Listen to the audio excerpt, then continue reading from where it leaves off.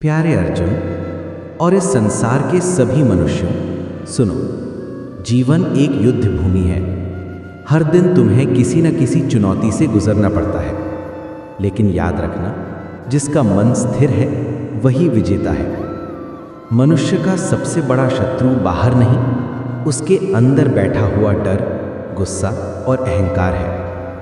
अगर तुम इन पर विजय पा लेते हो तो फिर पूरी दुनिया तुम्हारी राह रोक नहीं सकती। अर्जुन, कर्म करते रहना ही जीवन का नियम है। जो व्यक्ति फल की चिंता में खो जाता है, उसका वर्तमान कमजोर हो जाता है। इसलिए मैंने कहा है, कर्म करो पर फल की इच्छा मत करो। जब तुम निष्काम भाव से काम करते हो तो तुम्हारा मन स्वच्छ होता है, बुद्धि तीक्ष्ण होती है और आत्मा शांत। याद रखो, जीवन में दुख, सुख, हानि, लाभ ये सब आते जाते रहते हैं। इनसे विचलित मत होना। जैसे ऋतुएं बदलती हैं, वैसे ही परिस्थितियां बदलती हैं। सच्चा वीर वही है जो हर स्थिति में स्थिर, धैर्यवान और शांत रहे। जहां लोभ है वहां दुख है, जहां क्रोध है वहां विवेक खत्म हो जाता है, और जहां अहंकार है वहां ज्ञान प्रवेश नहीं करता।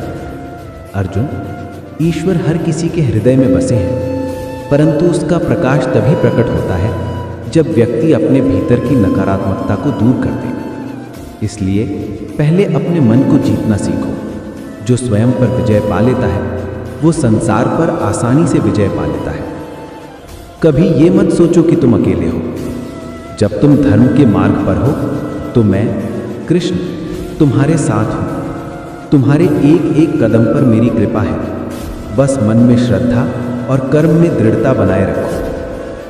तेरी एक सच्ची कोशिश तुझे 1000 गुना अधिक लौट कर देती है, परंतु जो व्यक्ति मेहनत किए बिना फल चाहता है वो निराशा पाता है। असली शक्ति बाहुबल में नहीं होती। असली शक्ति सद्बुद्धि, संयम और सत्य में होती है। जो अपने वचनों, विचारों और कर्मों को पवित्र रखता है उसे कोई डिगा नहीं सकता। याद रखो अर्जुन, अतीत में मत उलझो, भविष्य की चिंता मत करो। वर्तमान ही तुम्हारा सत्य है और वर्तमान को श्रेष्ठ बनाओ। यही जीवन का सबसे बड़ा धर्म है। जब भी तुम उलझ जाओ, अपने मन से पूछो, क्या मैं सही कर रहा हूं? अगर उत्तर प्रेम, सत्य और धर्म में है तो निडर होकर आगे बढ़ो। मैं हमेशा तुम्हारे साथ हूं।